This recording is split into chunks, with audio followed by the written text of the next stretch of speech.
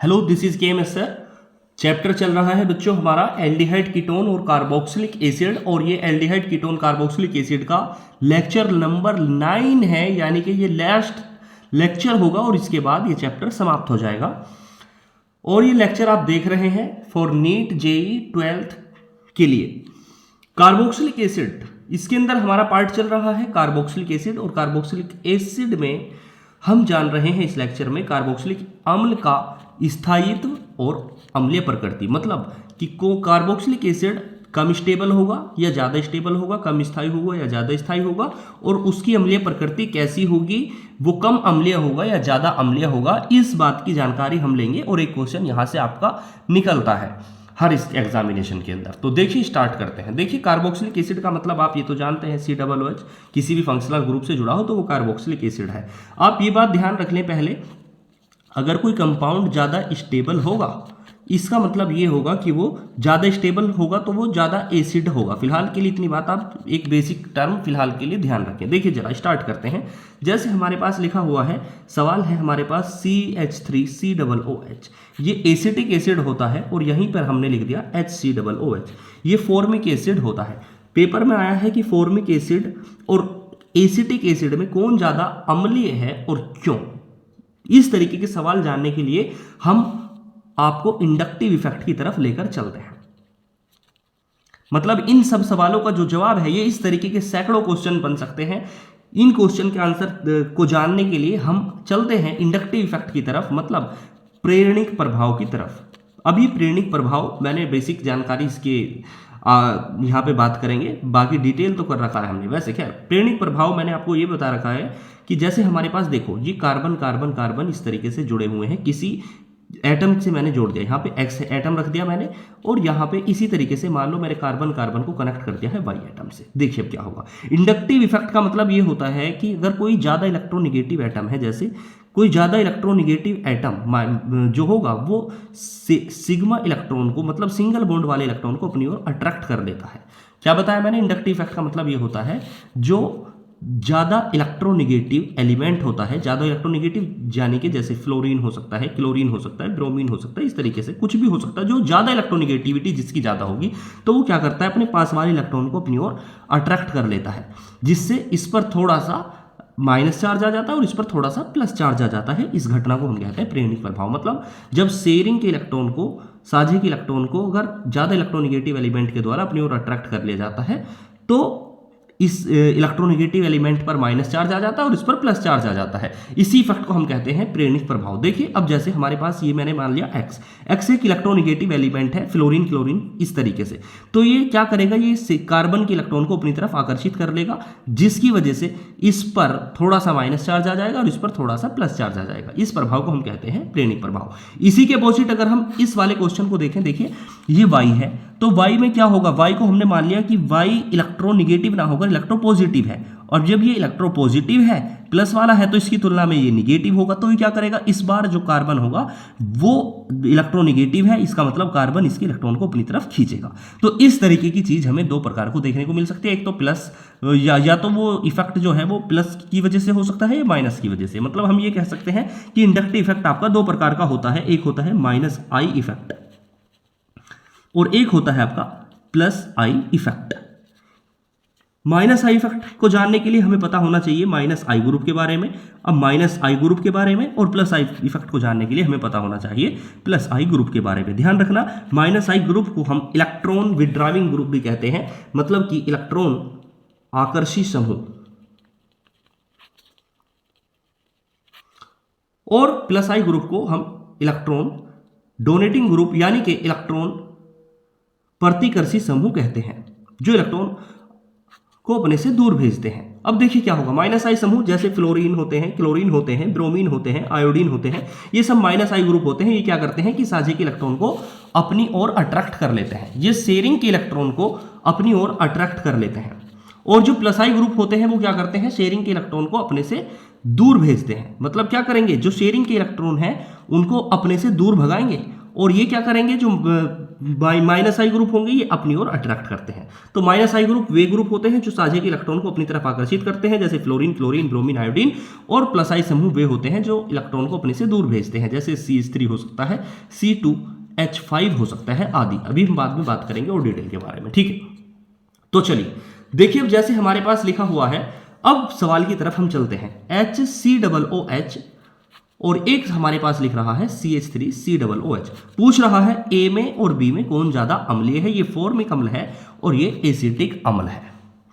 अगर स्ट्रक्चर की बात करें, देखिए इसकी स्ट्रक्चर कुछ इस तरीके से बन जाएगी, आपको आती होगी स्ट्रक्चर HCOOH, और इसकी स्ट्रक्चर कुछ इस तरीके से बनेगी CH3COOH, ठीक है जी। अब अम्ल वे होते हैं, मतलब ये पूछ रहा है कि ये ज्यादा अम्लीय है या ये ज्यादा अम्लीय है, अम्लीय एसिडिक। जो H+ दान करता है वो अम्ल कहलाते हैं। वे पदार्थ जो H+ दान करते हैं वो अम्ल कहलाता है। आपको पता है, देखो इसमें भी H है तो ये भी अपना H+ दान करेगा और ये भी अपना H+ दान करेगा। अब जो दोनों में से जो भी H+ दान करने के बाद ज्यादा स्टेबल आयन बनाएगा, ज्यादा अच्छा मजबूत आयन बनाएगा, ज्यादा स्टेबल आयन बनाएगा, वो ज्यादा अम्लीय होगा। मतलब दोनों में से H+ तो दोनों दान करेंगे, दोनों में से जो H+ दान होने के बाद जिसका आयन ज्यादा स्टेबल बनेगा वो ज्यादा अम्लीय होगा। अब देखिए, अब इसको समझने के लिए ज्यादा स्टेबल कैसे पता करें, तो ध्यान रखना, अगर किसी स्पीसीज पर कोई चार्ज है, मान लो कोई कंपाउंड लिखा है, एक कंपाउंड में किसी एलिमेंट के ऊपर चार्ज कितना है, आवेश कितना है, कोई भी आवेश नहीं है, 0 आवेश है, और एक एलिमेंट के ऊपर माइनस या प्लस कोई भी आवेश है, ठीक है, अभी मान लो माइनस आवेश है, तो कौन सा ज्यादा स्टेबल होगा, जिसके ऊपर चार्ज 0 है। जिसके ऊपर जब आवेश होता है, मतलब डेंसिटी बढ़ जाती है इलेक्ट्रॉन की, तो वो कम स्टेबल हो जाता है, ठीक है। जिसके ऊपर इलेक्ट्रॉन की कमी होती है या ज्यादा होते हैं, मतलब उसके ऊपर चार्ज होता है, तो वो कम स्टेबल होगा, और जिसके ऊपर कोई भी चार्ज नहीं है तो वो ज्यादा स्टेबल होगा। अब देखो, इसने H+ डोनेट किया अपना और इसने भी H+ डोनेट किया। अब इधर की अगर तरफ बात करें तो यहाँ पे देखो, ऑक्सीजन इलेक्ट्रोनिगेटिव है, इसने अपने इलेक्ट्रॉन, हाइड्रोजन के इलेक्ट्रॉन अपनी तरफ खींच लिए, और आगे देखो सबसे लास्ट में कौन बैठा है, H जो होता है वो ना प्लस आई का शो करता है ना माइनस आई शो करता है, ठीक है जी। जिसकी वजह से क्या होगा, अब इसके ऊपर क्या होगा, इसके ऊपर हाइड्रोजन की इलेक्ट्रॉन ऑक्सीजन ने अपनी तरफ खींच लिया, जिसकी वजह से ऑक्सीजन पे आ गया माइनस चार्ज, और ये H ना प्लस आई ना माइनस आई, ठीक है। अब इसकी तरफ बात करें, देखिए मतलब इसके ऊपर इलेक्ट्रॉन जमा हो गए यहाँ पे। अगर इसमें देखें, इसमें भी ऑक्सीजन ने हाइड्रोजन के इलेक्ट्रॉन को अपनी तरफ खींच लिया है, जिसकी वजह से ऑक्सीजन पर आ गया माइनस चार्ज, मतलब ऑक्सीजन पे चार्ज की मात्रा बढ़ गया। अब लास्ट में देखो, इधर कौन बैठा है आपके पास, CH3। मैंने अभी आपको बताया CH3 होता है प्लस आई ग्रुप, और प्लस आई ग्रुप क्या करते हैं, इलेक्ट्रॉन को अपने से दूर भेजते हैं। मतलब जो इसके पास इलेक्ट्रॉन होंगे वो भी इसके ऊपर लाद देंगे ये इलेक्ट्रॉन। मतलब ये एक तो ऑक्सीजन के ऊपर इलेक्ट्रॉन इसलिए आ गए क्योंकि हाइड्रोजन के इलेक्ट्रॉन ऑक्सीजन ने अपनी तरफ खींच लिए, और बाकी जो ये बराबर में बैठा है, ये प्लस आई ग्रुप है, ये भी अपने इलेक्ट्रॉन इसके ऊपर फेंक देंगे, जिसकी वजह से इसके ऊपर जो इलेक्ट्रॉन का घनत्व होगा वो ज्यादा हो जाएगा। मैंने बताया इलेक्ट्रॉन ज्यादा बढ़ते हैं तो इसका मतलब वो स्टेबल कम होता है, जिसके ऊपर ज्यादा इलेक्ट्रॉन होंगे वो कम स्टेबल होगा, और जो कम स्टेबल होगा वो कम अम्लीय होगा, अगर कोई टीचर ऐसा बता रहा है कि ये H कि इलेक्ट्रॉन ऑक्सीजन अपनी तरफ खींच रहा है, जो आसानी से खींच लेगा वो ज्यादा अम्लीय होगा, तो वो गलत बता रहा है, वो पूरी तरीके से करेक्ट नहीं हो सकता, ठीक है जी। इस तरीके से ही आप इसको पढ़ेंगे कि जिसके ऊपर चार्ज ज्यादा होगा वो कम स्टेबल होगा, तो इसमें चार्ज ज्यादा है, इसमें चार्ज कम रहेगा। देखिए H जो है वो अपनी इलेक्ट्रॉन नहीं फेंक पाएगा, जिसकी वजह से इसकी तुलना में इसमें चार्ज कम रहेगा, जिसकी वजह से ज्यादा स्टेबल होगा तो ये कम अम्लीय होगा। एक क्वेश्चन और इसी तरीके का हम देखते हैं, जिससे और ये सब कुछ आपको क्लियर हो जाएगा, ठीक है। जैसे नेक्स्ट क्वेश्चन हमारे पास लिखा हुआ है, एग्जाम्पल CH3C OOH, और दूसरा हमने यहां पे लिखा है एंड CH2ClCOOH।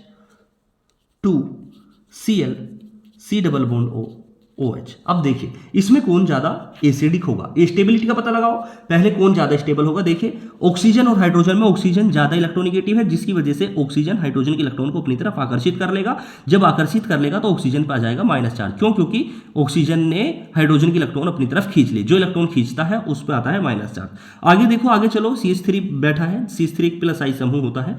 प्लस आई समूह क्या करेगा कि ऑक्सीजन ने जो इसके इलेक्ट्रॉन खींचे हैं हाइड्रोजन के, इसकी वजह से ऑक्सीजन के ऊपर तो माइनस चार्ज आ गया, उधर CH3 प्लस आई समूह है, और प्लस आई क्या करते हैं, अपने इलेक्ट्रॉन को अपने से दूर भेजते हैं, तो ऊपर से ये भी इलेक्ट्रॉन इसके ऊपर फेंकेंगे, जिसकी वजह से ऑक्सीजन के ऊपर इलेक्ट्रॉन की मात्रा बढ़ जाएगी। जब इलेक्ट्रॉन बढ़ेंगे तो वो स्टेबल कैसा हो जाएगा, कम स्टेबल हो जाएगा, और जब कम स्टेबल होगा तो वो कम ही अम्लीय हो जाएगा। ठीक है, अब इसकी अगर बात करें, इसमें भी सेम ऐसा ही हो रहा है। इसमें देखो, अब ये देखना है कि इसमें और इसमें कौन ज्यादा अम्लीय है। हाइड्रोजन के इलेक्ट्रॉन को खींच लिया ऑक्सीजन ने, ऑक्सीजन ने जब खींचा तो आगे चलो, आगे देखो कौन बैठा है। आगे यहाँ पे आपको दिखाई दे रहा है माइनस आई ग्रुप, मतलब ऑक्सीजन के इलेक्ट्रॉन, ऑक्सीजन के ऊपर माइनस आई चार्ज आ गया। अब आगे माइनस आई समूह है, माइनस आई मतलब क्लोरीन, आपको पता है माइनस आई ग्रुप है। अब क्लोरीन क्या करता है, इलेक्ट्रॉन को अपनी ओर खींच लेगा। मतलब ये जो इलेक्ट्रॉन यहाँ पे आए हैं ऑक्सीजन के ऊपर, इनको क्लोरीन ने खींच लिया। मतलब क्लोरीन क्या कर रहा है, इसके इलेक्ट्रॉन को घटा रहा है, मतलब इस पे इलेक्ट्रॉन कम हो जाएंगे। इलेक्ट्रॉन कम हो जाएंगे जब ऑक्सीजन पर, तो ये उदासीन हो जाएगा, न्यूट्रल हो जाएगा, जिसकी वजह से इलेक्ट्रॉन इस पे कम होंगे तो ये ज़्यादा आसान मजबूत महसूस करेगा, मतलब ये ज़्यादा स्थायी होगा, ज़्यादा स्टेबल होगा, ज़्यादा स्थायी होगा। इसका मतलब ये ज़्यादा अम्लीय होगा, ज़्यादा एसिडिक होगा। अगले क्वेश्चन की तरफ हम चलते हैं, जो आपको ध्यान रखना है। देखिए हमारे पास जैसे लिखा हुआ है, ए पूछ रहा है वो कौन ज़्यादा एसिडिक है, CH3COOH, ये स्ट्रक्चर्स है। इसी तरीके से हमने यहाँ पे कहा CH2Cl, C double bond OH, C है हमारे पास CHCl2, C double bond OH, और D है हमारे पास CCl3, C double bond OH।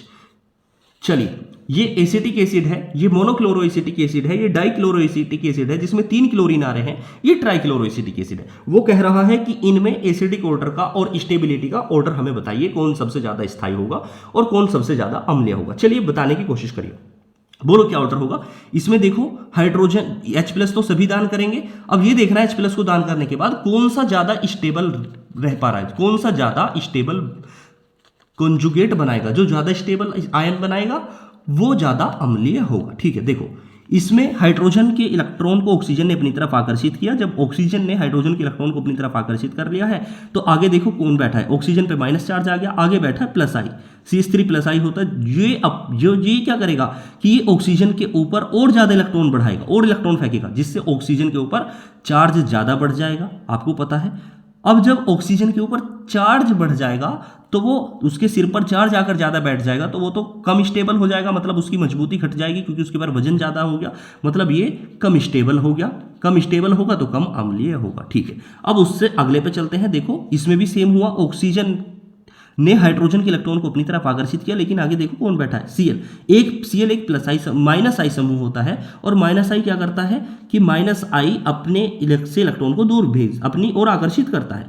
मतलब ये क्या करेगा कि क्लोरीन जो है इस इलेक्ट्रॉन को अपनी तरफ खींच लेगा, जिसकी वजह से ये थोड़ा फ्री महसूस करेगा, मतलब ये इससे ज्यादा स्टेबल होगा, थोड़ा और ज्यादा स्टेबल होगा, यानी ज्यादा अम्लीय होगा। आगे देखो इसमें भी सेम होगा, ऑक्सीजन ने हाइड्रोजन के इलेक्ट्रॉन को अपनी ओर आकर्षित किया, जब ये अपनी ओर आकर्षित करेगा तो आगे देखो कौन बैठा है, 2 क्लोरीन, मतलब 2 क्लोरीन तो डबल ताकत से इस ऑक्सीजन के ऊपर जो माइनस चार्ज आया इसको पूरी तरीके से अपनी तरफ खींच लेंगे, जिसकी वजह से ये थोड़ा और ज्यादा फ्री महसूस करेगा, यानी कि इसके ऊपर चार्ज कम हो जाएगा, यानी कि ये और ज्यादा स्टेबल हो जाएगा। ज्यादा स्टेबल होगा तो ज्यादा अम्लीय होगा। इसमें देखें आगे सेम होगा कहानी, हाइड्रोजन के इलेक्ट्रॉन को ऑक्सीजन ने अपनी तरफ आकर्षित किया, जिसकी वजह से ऑक्सीजन पर आया माइनस चार्ज। अब आगे देखो 3 क्लोरीन बैठे हैं, मतलब 3 माइनस आई समूह बैठे हैं, जिसकी वजह से वो इस वाले आवेश को अपनी तरफ पूरी तरीके से खींच लेंगे, मतलब इस पर तो, इसके सिर पर तो कोई भी चार्ज नहीं रहेगा, जिसकी वजह से ये सबसे ज्यादा स्टेबल बन जाएगा, और सबसे ज्यादा स्टेबल होगा तो ये सबसे ज्यादा ही अम्लीय होगा। तो ऑर्डर क्या हो गया, देखो सबसे ज्यादा जो एसिडिक होगा वो D होगा, उसके बाद C होगा, और उसके बाद B होगा, और उसके बाद A होगा। ये आपका ऑर्डर हो गया। अगर पेपर में वो सवाल आपसे पूछ लेता है, चलिए एक फेमस क्वेश्चन जैसे हमारे पास लिखा हुआ है HCOOH, और इसके बाद इसी तरीके से हमारे पास CH3COOH, वो पेपर में थियोरेटिकली भी आपसे, अगर आप एकेडमिक लेवल के लिए देख रहे हैं, पूछेगा कि HCOOH और CH3COOH में कौन ज्यादा अम्लीय है और क्यों ज्यादा अम्लीय है। तो आप क्या जवाब देंगे, देखिए कि आप जवाब देंगे कि भाई HCOOH जो होता है इसमें हाइड्रोजन पाया जाता है, जिसकी वजह से इस पर माइनस चार्ज पाया जाएगा, और इस पर भी माइनस चार्ज पाया जाएगा कार्बोक्सिलिक एसिड में। इसमें प्लस आई समूह, लेकिन जो प्लस आई समूह है वो क्या करेगा, वो इसमें इलेक्ट्रॉन की मात्रा को बढ़ाएगा, जिससे ऑक्सीजन पर इलेक्ट्रॉन का घनत्व बढ़ेगा और ये कम स्थायी हो जाएगा, और कम स्थायी होगा तो कम ही अम्लीय होगा। इस तरीके से आप इसका आंसर लिख सकते हैं। चलिए आगे बात करते हैं। नेक्स्ट क्वेश्चन हमारे पास लिखा हुआ है, देखिए CH3 CH Cl COOH, इसको हम भी मान सकते हैं। इसी तरीके से हमने लिख दिया यहाँ पे CH2 और यहाँ पे Cl और ये CH2 COOH। C हमारे पास लिखा हुआ है CH2 Cl CH Cl COOH। बोलो A B C कौन ज़्यादा एसिडिक होगा इनके अंदर। सबसे पहले देखिए बात करें इसमें, सबसे पहले तो इसमें तो आपको पता चल रहा है कि ऑक्सीजन पाएगा निगेटिव चार्ज और आगे बैठा है इधर प्लस आई माइनस आई, इधर माइनस आई, मतलब ये माइनस आई जो है ये क्या करेंगे कि इस माइनस आई इलेक्ट्रॉन को अपनी ओर आकर्षित करेंगे, जिसकी वजह से दो दो माइनस आई इसमें पाए जा रहे हैं, एक माइनस आई डबल ताकत से ये इसके इलेक्ट्रॉन को अपनी तरफ खींच लेंगे, जिसकी वजह से इसके ऊपर कोई चार्ज नहीं बचेगा, मतलब ये ज़्यादा स्टेबल होगा। ये तो सबसे ज़्यादा स्टेबल हो गया सी, ये तो आपको पता चल गया। अब सवाल ये है ए में और बी में कौन ज़्यादा स्टेबल होगा। देखिए इस पर भी माइनस चार्ज आएगा, इस पर भी माइनस चार्ज आ जाएगा जब ये H+ को डोनेट कर देंगे। डोनेट करने के बाद अब सवाल ये है, इसमें भी एक माइनस आई है, इसमें भी एक माइनस आई है, लेकिन क्या होगा, इसका माइनस आई ये भी चार्ज को अपनी तरफ खींचेगा, जब अपनी तरफ खींचेगा तो ये स्टेबल बनेगा, जिसकी वजह से वो ज़्यादा एसिडिक हो जाएगा। इसका माइनस आई भी चार्ज को अपनी तरफ खींचेगा, लेकिन ये देखो इन दोनों में ये तो कौन सा माइनस आई पास है, मतलब कौन सा जल्दी खींच सकता है, आसानी से ताकत से खींच सकता है। तो इसमें जो माइनस आई है वो अगले ही कार्बन पे है, इसके बाद जस्ट अगले कार्बन पे है, तो ये जल्दी खींच लेगा, यानी कि बी वाला, जिसकी वजह से वो ज़्यादा स्थायी हो जाएगा, ज़्यादा अम्लीय हो जाएगा। और इसमें देखो थोड़ा दूर है वो कम अम्लीय हो जाएगा। तो सबसे ज़्यादा अम्लीय हो गया आपका सी, और उससे कम अम्लीय होगा बी, और सबसे कम अम्लीय होगा आपका ए। इस तरीके से हम ध्यान रखेंगे। चलिए अब बात करते हैं आगे। जैसे यहाँ पे हमारे पास लिख दिया हमने COOH और यहाँ पे लिख दिया CH2F A। इनमें आप बताना है कि कौन ज़्यादा एसिडिक है। यहाँ पे हमने लिख दिया COOH Cl, और C में लिख दिया गया है Br CH2 COOH, और D में लिख दिया गया है I CH2 COOH। इनमें बताइए कौन ज़्यादा एसिडिक होगा, इनकी अम्लीयता का क्रम क्या होगा, सबसे ज़्यादा अम्लीय कौन होगा। तो देखिए आपको पता होगा कि फ्लोरीन जो है वो सबसे ज़्यादा माइनस आई शो करता है, सबसे ज़्यादा ताकत माइनस आई के रूप में फ्लोरीन में होती है, फिर क्लोरीन में होती है, फिर ब्रोमीन में होती है, फिर आयोडीन में होती है। ठीक है, क्या होगा, देखो सब H+ अपने डोनेट कर देंगे, सब H+ अपने डोनेट कर देंगे, सभी के ऊपर माइनस चार्ज आ जाएगा। अब देखो जो माइनस चार्ज को हटा दे, ज़्यादा ताकत से हटा दे, मतलब पूरी तरीके से खींच ले अपनी तरफ, जो इसको ज़्यादा उदासीन न्यूट्रल बनाए वो ज़्यादा एसिडिक होगा, स्टेबल होगा। तो देखो फ्लोरीन सबसे ज़्यादा माइनस आई शो करता है, जिसकी वजह से फ्लोरीन इस चार्ज को अपनी तरफ ज़्यादा ताकत से पूरी तरीके से खींच लेगा लगभग, जिसकी वजह से इसके ऊपर का चार्ज हट जाएगा, ये ज़्यादा स्टेबल हो जाएगा, ये ज़्यादा स्टेबल हो जाएगा, सबसे ज़्यादा स्टेबल, मोस्ट स्टेबल। इसमें देखो क्लोरीन थोड़ी कम ताकत से खींचेगा, यानी इसका चार्ज, इसके ऊपर थोड़ा बहुत चार्ज का इफेक्ट रहेगा, पूरी तरीके से नहीं खींच पाएगा, थोड़ा बहुत इफेक्ट रहेगा, तो इसकी स्टेबिलिटी कम होगी, मतलब ये कम अम्लीय होगा। इसमें देखो इसमें ब्रोमीन है, ब्रोमीन और कम ताकत से खींच पाएगा इस चार्ज को, क्योंकि माइनस आई ग्रुप ये और थोड़ा कमजोर है, जिसकी वजह से थोड़ा और चार्ज इसके ऊपर बढ़ा रहेगा, तो ये कम अम्लीय होगा। और इसमें देखो इसमें आई है, आई सबसे कम अम्लीय होता है माइनस आई ग्रुप में, इनके चारों में, जिसकी वजह से ये इस चार्ज को पूरी तरीके से खींच ही नहीं पाएगा, जिसकी वजह से इसके ऊपर चार्ज बना रहेगा, चार्ज बना रहेगा इससे सिर पर, इसका मतलब ये कम स्थायी हो जाएगा। तो सबसे ज्यादा एसिडिक ए होगा, उससे कम बी होगा, उससे कम सी होगा, और उससे कम डी होगा। चलिए आगे बात करते हैं इसके बाद।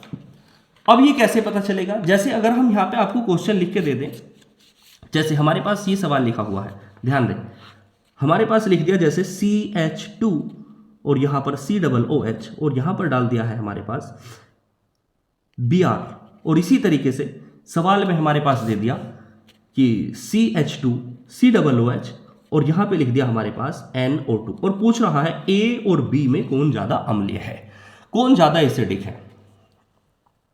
अब आप क्या करेंगे, देखिए ए और बी में कौन ज्यादा एसिडिक है, यहां पे भी माइनस चार्ज आएगा, जैसे ही H+ दान होगा, यहां से भी H+ दान होने के बाद माइनस चार्ज आ जाएगा। अब बोलो क्या होगा, ये ज्यादा आसानी से खींचेगा इस चार्ज को, या ये वाला ज्यादा आसानी से खींचेगा NO2 ग्रुप। तो इसके लिए हमें एक ऑर्डर की तरफ चलना होगा, वो ऑर्डर आपको पता होना चाहिए। देखिए ऑर्डर ये है, इंडक्टिव इफेक्ट की वीडियो अगर आपने देखी होगी तो ये ऑर्डर आपको मालूम होगा, और इसकी ट्रिक भी मैंने वहां पर बता रखी है, अगर आपने नहीं देखी तो आप देख सकते हैं।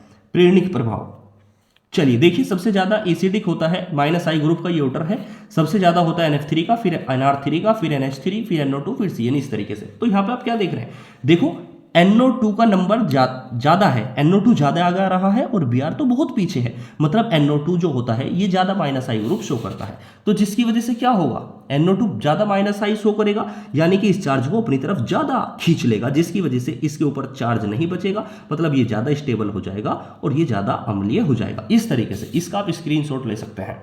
चलिए अब बात करते हैं आगे। जैसे बच्चों हमारे पास लिख दिया CH3 CH और यहां पर डाल दिया है COOH और यहां पर CH2COOH। और इसी तरीके का एक सवाल मैं दे रहा हूं, जैसे हमारे पास CH3 CH CHO CH2 COOH। अब बताइए कौन ज्यादा एसिडिक होगा। आपने ऑर्डर देखा है अभी, ये कार्बोक्सिलिक एसिड है और ये एल्डिहाइड है। क्या होगा, यहाँ पे H+ डोनेट होगा, यहां से भी H+ डोनेट होगा, इस पे माइनस चार्ज, इस पे भी माइनस चार्ज आ जाएगा। जब माइनस चार्ज आएगा तो देखो अब सवाल यह है कि इस माइनस चार्ज को ये ज्यादा आसानी से खींच घटाएगा या ये वाला जो ग्रुप है ये ज्यादा घटाएगा। जो ज्यादा घटा देगा मतलब जो इस चार्ज की कमी कर देगा तो इसके ऊपर चार्ज कम हो जाएगा, वो ज्यादा स्टेबल हो जाएगा। तो हमको फिर से आपको पता होना चाहिए ऑर्डर COOH में और एल्डिहाइड में कौन आगे है। देखो CHO आगे है और कार्बोक्सिलिक एसिड पीछे आता है, तो CHO ज्यादा होगा, मतलब ये वाला ज्यादा एसिडिक हो जाएगा, ज्यादा स्टेबल हो जाएगा, ज्यादा अम्लीय हो जाएगा। चलिए एक और क्वेश्चन जैसे हम ले, जैसे हमारे पास लिखा हुआ है, अब यहां पे आपको कुछ थोड़ी सी डिफरेंट जानकारी मैं दे दूं। जैसे हमारे पास लिखा हुआ है, देखो ये एक एरोमेटिक कंपाउंड होता है, मतलब इस रिंग को हम फिनाइल ग्रुप कहते हैं, इसकी जगह हम C6H5 भी यूज कर सकते हैं और ये लिख रहा है COOH, ठीक है। और एक तो हमने A लिख दिया और एक B की बात कर रहे हैं HCOOH फॉर्मिक एसिड। अब आप बताएंगे कि इसमें और इसमें कौन ज्यादा अम्लीय है। इस सवाल से पहले मैं आपको एक और सवाल दे देता हूं, ये थोड़ा सा डिफरेंट हार्ड होगा, इससे पहले आप इस सवाल पे ध्यान दें। देखिए जैसे हमारे पास लिख रहा है COOH और यहां पर हमने लिख दिया CH2Br और यहां पर इसी तरीके से CH2COOH और हमने लिख दिया है C6H5। अब बोलो कौन सा ज्यादा एसिडिक होगा, ए वाला या बी वाला। ऑर्डर आपको मालूम होगा, अभी मैंने बताया है। देखिए Br का ऑर्डर कहां पे आ रहा है, Br ये रहा और C6H5 पीछे है, मतलब Br ज्यादा माइनस आई ग्रुप शो करता है, तो Br वाला ज्यादा माइनस आई शो करेगा, जिसकी वजह से इलेक्ट्रॉन को अपनी तरफ ज्यादा खींच लेगा और इसकी तुलना में ये C6H5 कम खींचेगा, मतलब इसके ऊपर चार्ज बना रहेगा, इसके चार्ज पूरी तरीके से इधर चला जाएगा, जिसकी वजह से ये ज्यादा आसान स्थायी हो जाएगा, स्टेबल हो जाएगा और ये ज्यादा अम्लीय हो जाएगा, मतलब ए ज्यादा स्टेबल होगा, ज्यादा अम्लीय होगा बी की तुलना में। चलिए अब आप कोशिश करें ए की और बी की अंदर फॉर्मिक एसिड में और बेंजोइक एसिड में कौन ज्यादा अम्लीय होगा। ये सवाल का जवाब आप बताएं, बोलो क्या होगा, क्या लग रहा है आपको। देखिए ये तो अभी देखा हमने माइनस आई ग्रुप है, माइनस आई ग्रुप है तो क्या करेगा, इसके ऊपर जो चार्ज आएगा तो क्या करेगा, ये इस चार्ज को अपनी तरफ खींच लेगा, जिसकी वजह से इसके ऊपर चार्ज कम हो जाएगा, जिसकी वजह से ये ज्यादा अम्लीय हो जाएगा, ए ज्यादा अम्लीय हो जाएगा और बी में तो माइनस आई कोई है ही नहीं, उसके चार्ज ऊपर बना रहेगा, जिसकी वजह से वो कम अम्लीय हो जाएगा, मतलब ए ज्यादा अम्लीय होगा बी की तुलना में। आप गलत, ये आंसर अब गलत है। तो इसका जवाब तो आपको क्या देना है इसका जवाब। जैसे सवाल पेपर में आया कि बेंजोइक एसिड C6H5COOH और HCOOH में कौन ज्यादा एसिडिक है, सबसे ज्यादातर बच्चे इसको ही एसिडिक बताएंगे, लेकिन आप ध्यान रखेंगे एक की सबसे ज्यादा जरूरी इंडक्टिव इफेक्ट में माइनस आई और प्लस आई ही डिसाइड नहीं करते कि कौन ज्यादा अम्लीय होगा कौन कम अम्लीय होगा, किताबें कहती हैं, लेकिन कभी कभी पूरी तरीके से ही 100% राइट नहीं है। देखिए जरा, एक शब्द आपने 11वीं क्लास में पढ़ा होगा Ka और एक शब्द पढ़ा होगा आपने Pk। अगर आपको इसकी जानकारी नहीं है तो यहाँ पे केवल ध्यान रख ले कुछ बात। देखिए Ka का मान जितना ज्यादा होगा, इक्विलिब्रियम में आपने पढ़ा होगा, वो उतना ही ज्यादा एसिड होगा, एसिडिक होगा, अम्लीय होगा, और Pka का मान जितना कम होगा वो उतना ही ज्यादा एसिडिक होगा। मतलब क्या है, ये वैल्यू आपको ऑर्डर पढ़ाया जाता है 11वीं क्लास में, ये इंडक्टिव फैक्टर की वीडियो मैंने आपको पढ़ा रखा होगा, तो ध्यान रखेंगे आप कि C6H5COOH का जो Pka का वैल्यू है और HCOOH का Pka का वैल्यू, HCOOH जो होता है इसका Pka वैल्यू कम होता है और जिसका Pka का वैल्यू कम होगा वो ज्यादा अम्लीय होगा, और इसका Pka का मान ज्यादा होता है इसका मतलब ये कम अम्लीय होगा। मतलब पेपर में अगर आया कि C6H5COOH और HCOOH में कौन ज़्यादा अम्लीय है, तो आप बताएंगे कि फॉर्मिक एसिड ज़्यादा अम्लीय है, क्योंकि इसका pKa का मान कम होता है, जिसकी वजह से ज़्यादा अम्लीय होता है, और इसका pKa मान ज़्यादा होता है और इसकी वजह से ये कम अम्लीय होता है। इसी के साथ लास्ट करता हूं मैं वीडियो को, और एक क्वेश्चन आपके लिए देता हूं, इसमें आप मुझे बताएंगे कि कौन ज़्यादा अम्लीय होगा। CH2 और यहाँ पे इसी तरीके से COOH है, और यहाँ पर हमने लगाया है CN साइनाइड ग्रुप A, और B में देखिए COOH, और यहाँ पर है CH2, और यहाँ पर लगाया गया है NO2। इन दोनों में आप जवाब देंगे कौन ज़्यादा एसिडिक होगा, कौन ज़्यादा स्टेबल होगा।